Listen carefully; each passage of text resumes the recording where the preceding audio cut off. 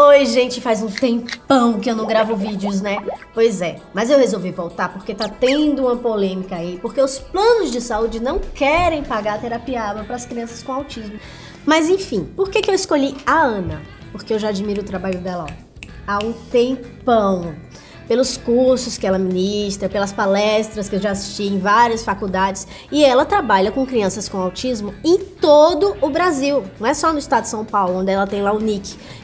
Aliás, quem quiser conhecer o NIC, vocês entram no www.abanic.com.br, que vocês podem ver um pouquinho do currículo da Ana e das sócias dela, da Marina, da Luana, que são todas maravilhosas. Gente, para vocês terem uma ideia, nos períodos de janeiro e julho, elas têm lá um intensivo de férias que os relatos que eu escuto das mães são simplesmente essa frase: Xamara, é um milagre por dia. Fala um pouquinho sobre isso pra mim. Na verdade, o intensivo de férias surgiu como uma demanda das próprias mães, né? Na verdade, a ideia não foi nem nossa. Numa ida de uma das mães para neuropediatra do filho, a mãe fez a seguinte pergunta para a pediatra: se fosse o seu filho, o que você faria? Isso era mais ou menos em setembro de um ano e o menino já tinha perdido o ano da escola. Então já estava decidido que ele ia ser retido naquela série e, portanto, ir de setembro a dezembro na escola ia ser ver um monte de coisa que ele veria no ano seguinte de novo. Então, com esse cenário inicialmente, a neuropediatra dele disse: olha, se fosse o meu filho, eu pegaria o meu filho, iria para São Paulo e passaria de setembro até o início das aulas do ano que vem, num intensivo com a equipe do NIC, para que ele voltasse mais preparado para essas aulas. E foi assim que surgiu o primeiro intensivo que a gente fez. Então eles foram para São Paulo, ele recebeu 4 horas de intervenção ABA de setembro até fevereiro e voltou de fato muito mais preparado para o ano seguinte e daí então conseguiu acompanhar a turma. A partir disso e desse relato dessa mãe para outras mães de fora de São Paulo, elas começaram a surgir com uma demanda de intensivos, né? E aí a gente falou: não, mas espera, tem algumas crianças que não se beneficiam da perda de aula, né? Então como é que a gente vai fazer para medir quem pode vir para o intensivo e perder a aula na escola e se beneficiar do intensivo? Ou não, quem vai se prejudicar por faltar na escola só para vir para o intensivo? Então a gente decidiu fazer o intensivo de férias, né? Férias geralmente é um período complicado da intervenção, os terapeutas tiram férias, ou a família quer tirar férias. Então a gente tem algumas crianças que voltam muito melhores de férias, porque voltaram descansadas, desestressadas, tiveram tempo com a família e tudo, e várias outras que voltavam extremamente desorganizadas por ficar um período sem intervenção. Daí surgiu a ideia do intensivo de férias. Então a gente sempre faz em julho e em janeiro de cada ano. São 4 semanas de intensivo de férias e as famílias optam por ficar de 2 a 4 semanas em São Paulo. As crianças têm 4 horas de intervenção por dia, então num período como se fosse escola, das 8 ao meio-dia ou da 1h30 às 5h30 da tarde. Passam lá em terapia intensiva com os terapeutas de São Paulo. E tomam um lanche com todo mundo, tudo como se fosse uma rotina de escola mesmo. A terapia, ela é individual, inteira, para as crianças que têm a demanda de individual. Ela é toda em grupo para as crianças que têm demanda em grupo, ou ela é mesclada, momentos individuais, momentos em grupo, momentos em dupla, a depender da demanda do programa de cada criança. Ao final do intensivo, a equipe local é preparada para dar continuidade, que era outra questão que a gente tinha com esse intensivo. Bom, a criança vem para São Paulo, passa um tempo aqui, mas e aí, o que a gente faz no retorno dessa criança? Então, se não houver uma comunicação entre a equipe de São Paulo e a equipe do local da criança que vai retornar, a gente não vai ter efetividade desses resultados do intensivo. Então, é muito recomendável que alguém da equipe local vá até São Paulo para acompanhar os últimos dias de atendimento por lá, para conseguir dar continuidade na cidade de origem da criança. A minha pretensão é que todo mundo tenha acesso à terapia ABA, gente, porque ela é muito efetiva. Nos Estados Unidos, ela já é paga há mais de 30 anos pelo governo. Vocês acham que os Estados Unidos pagariam uma terapia que não fosse tão efetiva? E aí, aqui no Brasil fica aquela luta. Quando você vai para um plano de saúde, que você diz: meu filho tem TEA, tá dentro do transtorno do espectro autista, você recebe um não. Ou então você diz: você vai ter 10 sessões de terapia com a psicóloga por ano. Tipo, como é que eu vou ter 10 sessões por ano se o meu filho demanda 2 por semana? Como é isso? O que os planos de saúde estão querendo oferecer para uma mãe? Então, assim, por conta disso, eu resolvi falar com a Ana e, assim, até para vocês poderem ter argumentos para convencer os planos de saúde para entender melhor como isso funciona, quais as diferenças de algumas coisas. Então, Ana, qual a diferença da terapia no consultório para terapia na residência residencial e para consultoria? Bom, na verdade, a intervenção ela tem que ser o mais efetiva possível no ambiente de convivência da criança, né? Então, o que a gente chama de ambiente de convivência? O ambiente natural. Onde é que essa criança precisa chegar? Onde é que a gente tem que mirar? No patamar em que qualquer criança da mesma idade fica. Que patamar é esse? Que ela consiga aprender na escola, que ela consiga absorver os conteúdos da escola, que a qualidade de vida daquela família seja boa, porque a questão do diagnóstico, ela não afeta só a criança que é diagnosticada, ela afeta a família inteira, né? É uma família que muitas vezes, se há problemas de comportamento, deixa de ir em restaurantes, ou é uma família que não conhece do diagnóstico, entra num luto. Todas as famílias acabam passando por um período de luto até a aceitação desse novo filho, de novas expectativas e tudo. Então, onde é que a gente precisa mirar? Na qualidade de vida da criança, da família, que ela possa viver uma vida sem nenhum tipo de suporte. É lá que a gente quer chegar. E todas as evidências científicas indicam para uma terapia intensiva. Então, qual que é o primeiro passo? Nada se decide sem uma avaliação inicial, né? E essa avaliação não é feita pelo terapeuta ABA. Quem é que dá um diagnóstico, né, primeiramente? Um psiquiatra ou um neuroinfantil, né? Então, é o papel do médico dar o diagnóstico. Mas tem os médicos que dão o diagnóstico em 5 minutos, sem nem observar as crianças. Por exemplo, o diagnóstico do meu filho, ele foi dado assim. Foi analisado por uma terapeuta ocupacional por um determinado tempo, foi analisado por uma fono por um determinado tempo, juntou-se todos os relatórios da fono, da terapeuta ocupacional, da psicopedagoga, levou-se para a neurologista analisou, conversou com elas, e não é relatório assim de 3 linhas, não, gente. Um relatório do que a criança precisa, de como ela começou, quais as demandas que ela ainda tem, para que a própria neurologista tenha condições de encaminhar para uma terapia certa, indicar a melhor terapia e chegar num diagnóstico correto. A gente tem uma cultura no Brasil, eu não sei exatamente porquê, dos médicos não conversarem com as escolas. A grande maioria dos médicos que fecham diagnósticos não conversam com as escolas. Sendo que a escola, apesar de não ser um órgão de saúde, tem muito a dizer do comportamento dessa criança, de como ela se relaciona com outras crianças da mesma idade, que é importantíssimo para a gente fechar um diagnóstico, do tipo de tolerância que essa criança tem à frustração, né? Então, poxa, se a gente for pensar numa escola típica, a criança fica 20 horas por semana lá dentro. O professor tem muito contato com essa criança, então, muitas vezes ele tem tanto para dizer quanto um pai e uma mãe, né? E a gente tem pouquíssima comunicação entre escola e médicos. Dificilmente um médico vai sair do consultório para ir até uma escola fazer uma observação, eles têm uma demanda maior que isso, né? Mas eu acho que eles podem receber um relatório feito pela escola, um relatório feito pro... Se o médico não vai, a montanha tem que vir, né? Não, né? Exato. Então, algumas escolas fazem esse tipo de relatório, mas a gente não tem nem essa cultura. Então, talvez fosse uma coisa que a gente precisasse prezar mais. Então, quando um pai for procurar um médico, pedir para a escola se pode entregar assim, um relatório de 1, 2 páginas falando do comportamento dessa criança. Quando a gente fala de autismo, a gente está falando de um diagnóstico clínico. Isso faz toda a diferença. Se é um diagnóstico clínico, não tem nenhum exame que diga tem ou não tem. Muitas mães, quando a escola vem dar algum pitaco na vida do filho, por exemplo, vem dizer, teu filho tá apresentando alguns comportamentos que não são normais para crianças de comportamento típico.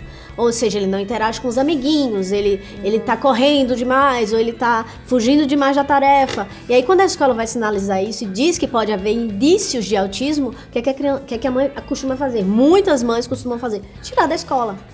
Mas aí existe uma coisa que é a resposta de cada indivíduo para uma determinada ação e reação. Outra coisa é a nossa cultura. Então, uma coisa é como a mãe vai reagir à abordagem da escola. Outra coisa é a cultura das escolas e dos médicos de melhor comunicação, né? Então, eu não tô dizendo aqui que a culpa é do médico, que a culpa é da escola. Eu só acho que a gente pensa pouco sobre isso, né? Acho que talvez os médicos não estejam tendo formação para isso, as escolas não tenham formação para isso, mas que a gente deveria começar a pensar em envolver a escola nesse tipo de observação e ouvir o que a escola tem para dizer pra gente. Até porque isso vai fazer parte dos objetivos de intervenção também. E outra coisa, eu vi, pelo menos saiu há algum tempo, que a Sociedade Brasileira de Pediatria, ela obriga os médicos a saberem os protocolos para dar diagnóstico das crianças, né? Então tem os protocolos que dão diagnóstico desde cedo, tem o MCHAT, que dá a partir dos 9 meses, tem o ATEC. E assim, por que esses médicos, eles não procuram, eles acham que saem da faculdade já sabendo tudo, eles não procuram se especializar mais nessa área que tá crescendo tanto, a demanda tá crescendo tanto. Mas eu não acho que a culpa seja dos médicos, o problema tá bem mais embaixo, o problema tá no tipo de formação geral que os médicos têm, que os psicólogos têm. Se você perguntar pra qualquer médico, qualquer psicólogo, quanto de autismo você viu na faculdade? Zero. Há quase 10 anos que você trabalha com terapia ABA. Por que o ABA e não o TEACH, o Honey, o Montessoriano, um outro método? Por que ABA? Acho que isso provavelmente tem a ver com o que a gente acredita de história de reforçamento. Voltamos à história de reforçamento. Primeiro que o meu primeiro contato com o autismo já foi através do ABA.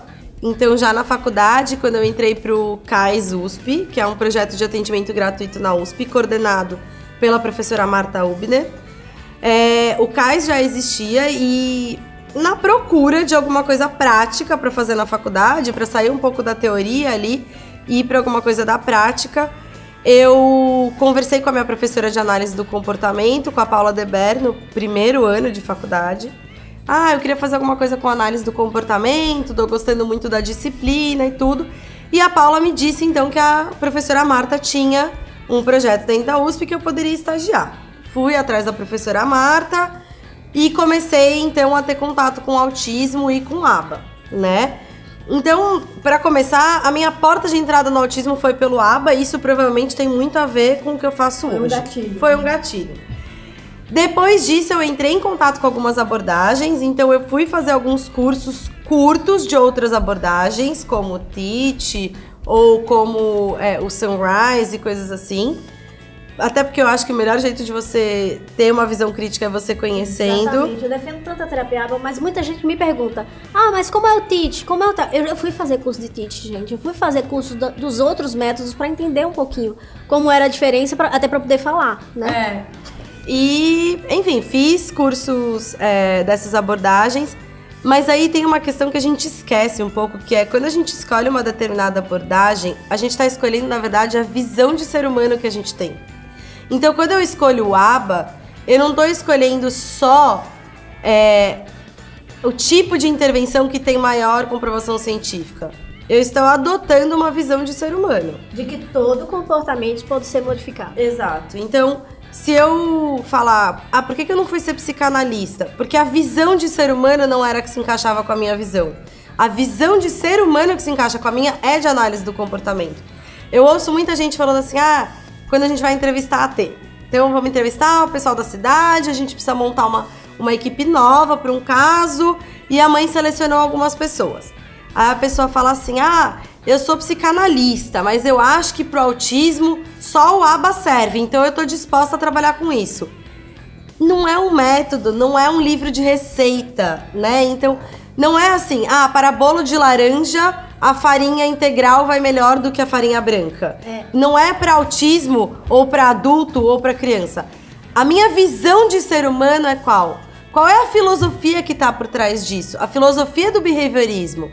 A parte científica lá, experimental, básica da análise do comportamento experimental. Então não dá para eu simplesmente achar que pro autismo é ABA, que pro adulto é psicanálise. Qual é a visão de ser humano que eu tenho? E a visão de ser humano que eu tenho vai de encontro ao behaviorismo. E aí eu trabalho com análise do comportamento. Agora eu gostaria que você me ensinasse, faz de conta que eu sou uma criança com autismo, para que as mães também que não têm acesso a essa terapia possam fazer, a fazer 3 coisas que são importantes de se fazer em casa com uma criança com autismo.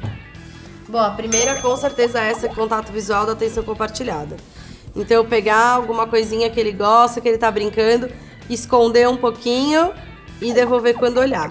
Pode botar a mãozinha no rosto pra ajudar e tudo isso, né?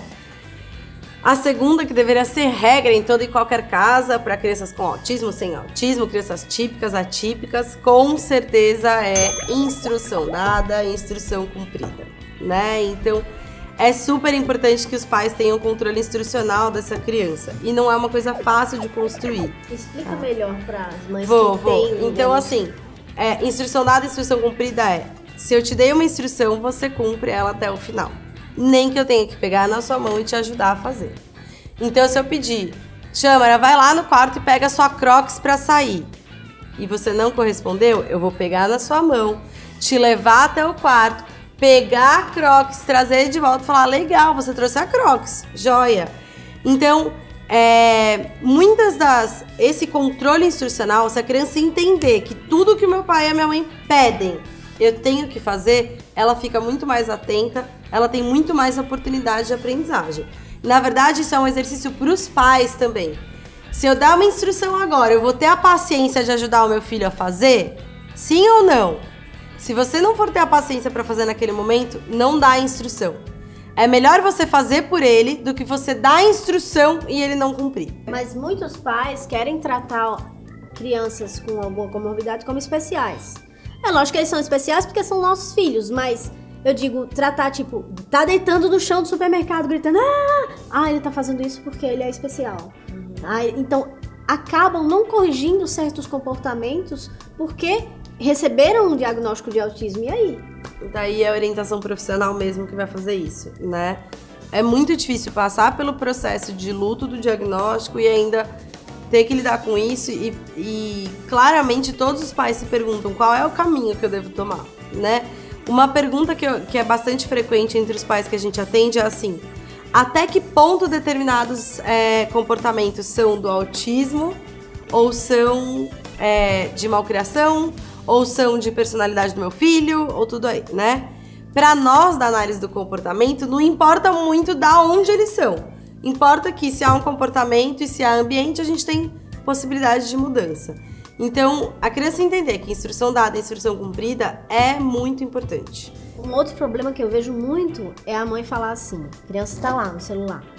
Olha, se você não se comportar, eu vou tomar o celular. Ou se você não vier fazer isso aqui, eu vou tomar o celular. E vai e não toma o celular. Então, a criança acaba aprendendo que... a regra não se cumpre. A regra não se cumpre, então acaba... Sim. Isso é uma outra coisa importante, na verdade, tanto para típicos quanto para atípicos. A gente só dá uma regra para criança se a gente for cumprir até o final.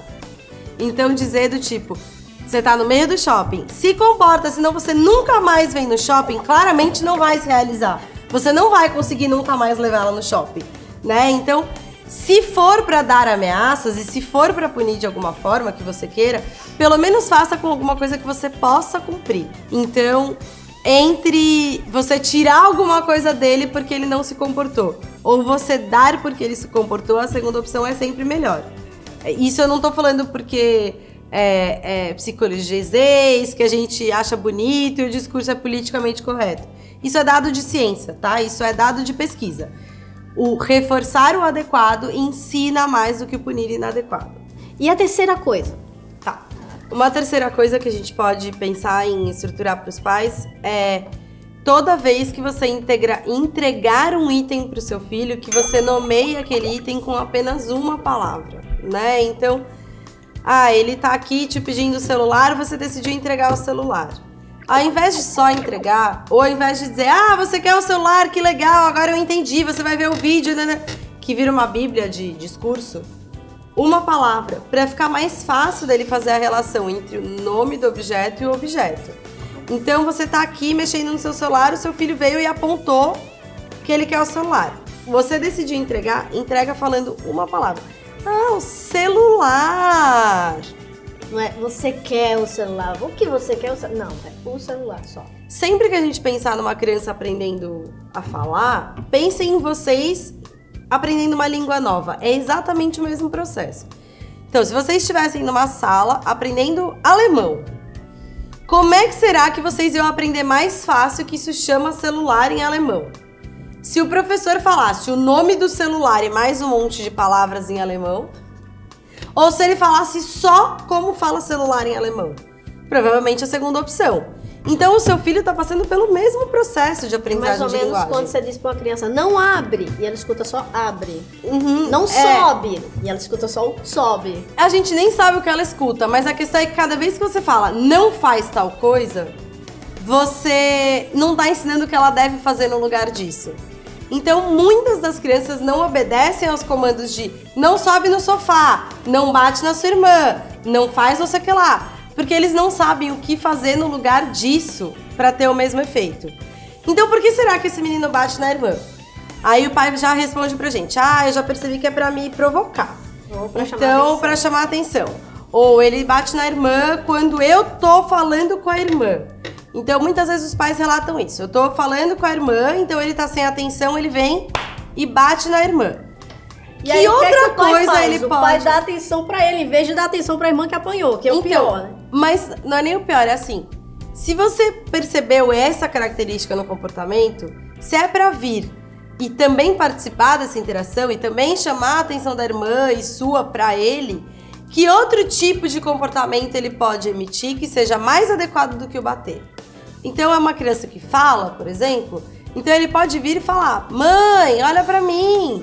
Ou mamãe, Gigi, sei lá, o nome da irmã. Mamãe, Gigi, olha o que eu tô fazendo. Então, substituir, ensinar essa criança o que ela faz no lugar do que ela não faz, né? Então, ao invés de pular no sofá, o que se faz no sofá? A gente senta. Então, ao invés de falar, não pula no sofá, desce, senta no sofá, tá? Essa é mais uma dica. É isso aí, gente. Eu falei aqui com a Ana Luísa Roncati. Espero que vocês tenham gostado. Depois vocês vão ver esse vídeo lá no Facebook Autismo Tratável. Se vocês quiserem conhecer o Facebook da Ana, o Nick tem Facebook e o Nick também tem site.